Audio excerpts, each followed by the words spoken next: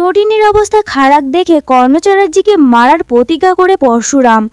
হ্যাঁ বন্ধুরা, এমনটাই দেখা যাবে। বিস্তারিত জানতে ভিডিওটিতে লাইক দিয়ে চ্যানেলটি সাবস্ক্রাইব করে সম্পূর্ণ দেখার অনুরোধ রইল। গল্পের শুরুতেই দেখা যাবে পরশুরাম মায়া, সৌরভ ও বলরামকে বুঝিয়ে দেয় কিভাবে সবটা হ্যান্ডেল করতে হবে। এরপরে পরশুরাম বলরামকে বলতে থাকে সেখানে ওই জায়গায় যে 10টা গাড়ি ছিল 10টা গাড়িকে সিজ করা আমার চাই। সব ডিটেল যেন আমার কাছে আসে। এরপরে দেখা যায় পরশুরাম কর্ণচারীকে ফোন করে আর বলতে থাকে, কি কর্ণচারী, আপনি কি মনে করেছেন পরশুরামকে মেরে ফেলেছেন তাই না? তখন কর্ণচারী বলতে থাকে, কে বলছেন আপনি? কে বলছেন? আর আপনি আমার সঙ্গে এভাবে কথা বলছি কেন? তখন দেখা যায় পরশুরাম বলতে থাকে, সত্যি কি আপনি আমার কণ্ঠ শুনে চিনতে পারছেন না? তখন দেখা যায় কর্ণচারী বলতে থাকে, না আসলে আপনি কে বলছেন? আপনি আমার কাছে ফোন দিয়েছেন কেন? আর এই নাম্বারটাই বা কার? তখন দেখা যায় পরশুরাম বলতে থাকে, সেটা না হয় নাই জানা থাক, শুধু জেনে রাখুন আপনার জম আপনাকে ফোন করেছে।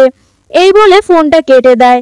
এরপরে আরাধ্যা এসে কর্ণচারীকে বলতে থাকে, কি হয়েছে, কে ফোন করেছিল? তখন কর্ণচারী বলেন না।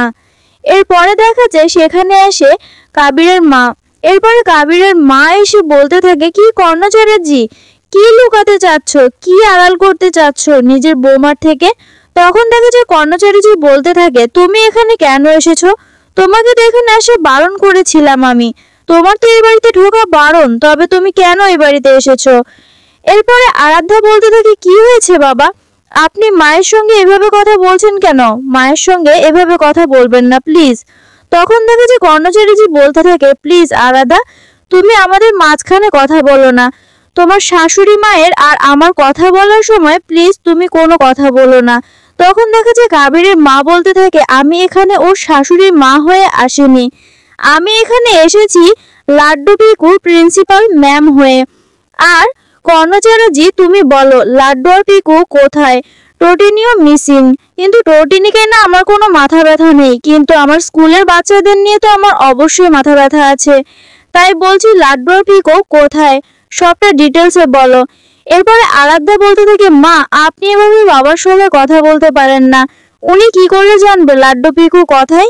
তখন দেখা যায় কাবিরের মা বলতে থাকে, তুমি একটা সুযোগ সন্ধানী মেয়ে, নিজের সুখের জন্য কতগুলো মানুষের জীবন বিসর্জন দিচ্ছ, তুমি কি বুঝতে পারছো? ওরা দুজন তো তোমার ভাইপো হয় তাই না? তোমার বোনের ছেলে, তোমার বোনের মেয়ে, তবে তুমি কেন নিজের স্বার্থের জন্য ছেলে মেয়ে দুটোকে এভাবে অকালে ঝরে যেতে দিচ্ছ? আর তুমিও জানো যে তোমার শ্বশুরমশাই ছেলে মেয়ে দুটোকে কোথায় রেখেছে। এরপরে দেখা যায় কর্ণচারী কাবিরের মাকে ধাক্কা দিয়ে সেখান থেকে চলে যায়। এরপরে যখনই কাবিরের মা যাবে ঠিক তখনই আরাধ্যা কাবিরের মায়ের হাতটা ধরে ফেলে। এরপরে কাবিরের মা হাত ছাড়তে বললে আরাধ্যা না ছাড়লে আরাধ্যাকে ঠাটিয়ে চড় মারে কাবিরের মা। চড়টা মেরেই সেখান থেকে বেরিয়ে যায়। এদিকে দেখা যায় প্রেস নিয়ে এসেছে কাবিরের মা। প্রেসের লোকজন সবাই কর্ণচারীকে ঘুরে ধরে আর বলতে থাকে, আপনারা কি ইচ্ছে করে টোটিনি গাঙ্গুলি ও তার 2 সন্তানকে কিডন্যাপ করেছেন? দেখেছিলাম তো আপনার ছেলের সঙ্গে কিছু একটা ঝামেলা হয়েছিল, সেই ঝামেলা থেকে কি এরকমটা হলো? তখন দেখা যায় কর্ণচারী বলতে থাকে, এটা আপনারা কিসের ভিত্তিতে বলছেন যে টোটিনি গাঙ্গুলি নিখোঁজ? তখন দেখা যায় সেখানকার লোকজন বলতে থাকে, আমরা জানি যে টোটিনি গাঙ্গুলি নিখোঁজ। এরপরে দেখা যায় কর্ণচারী সেখান থেকে পালিয়ে যায়। এরপরে সেখানে দাঁড়িয়েছিল গা ঢাকা দিয়ে পরশুরাম। এরপরে পরশুরাম মনে মনে বলতে থাকে, কর্ণচারী, আমি জানি যে সবকিছুর পিছনে তুমি আছো, তোমাকে আমি ছাড়বো না। আমি যদি আমার স্ত্রী সন্তানের কোনো ক্ষতি হয়ে যায়, আমি যদি এটা জানতে পারি, তবে তোমারও অনেক বড় ক্ষতি হয়ে যাবে। তুমি বুঝতে পারছো না? তুমি আগুনে হাত দিয়ে ফেলেছো।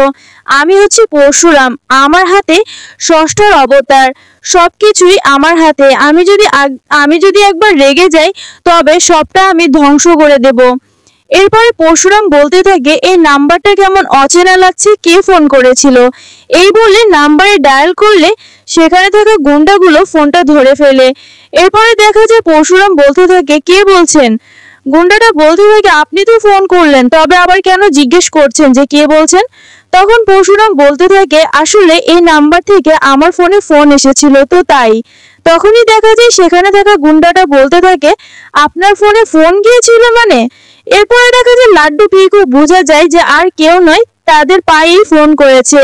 এরপরে লাড্ডু পিকু পা বলে চিৎকার করতে থাকে।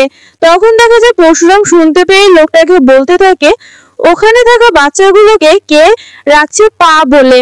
তখনই দেখা যায় লোকটা ফোনটা কেটে দেয় আর ফোন সঙ্গে সঙ্গে সুইচ অফ করে দেয়।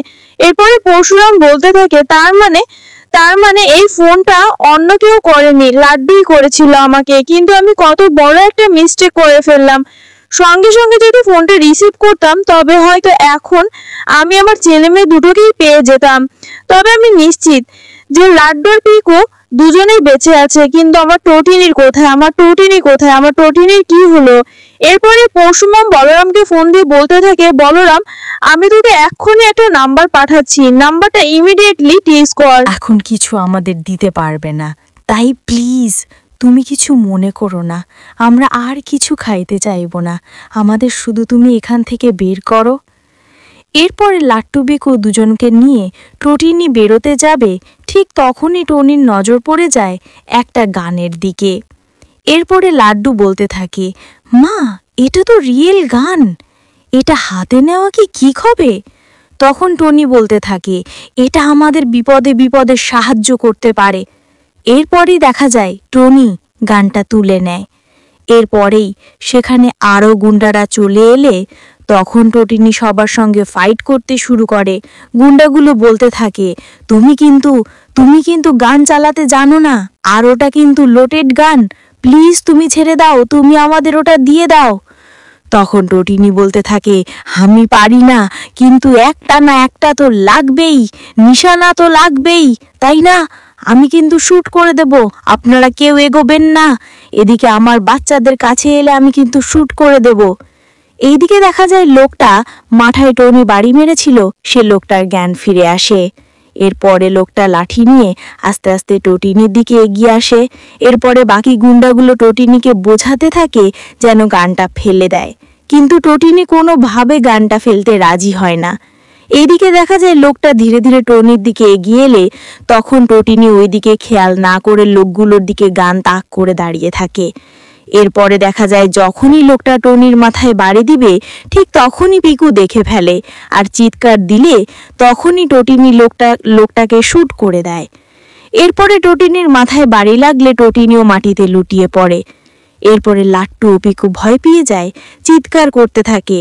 এরপরে দেখা যায় গুন্ডাগুলো লাট্টু ও পিকুকে আবার ধরে নেয় আর বলতে থাকে এবার তোরা কোথায় পালাবি, এবার তোদের কোথাও যাওয়ার জায়গা নেই, এবার তোদের মাও মরবে, তোরাও মরবি, বেশি চালাকি করে ফেলেছিলি না, বেশি চালাকির ফল এবার বুঝতে পারবি।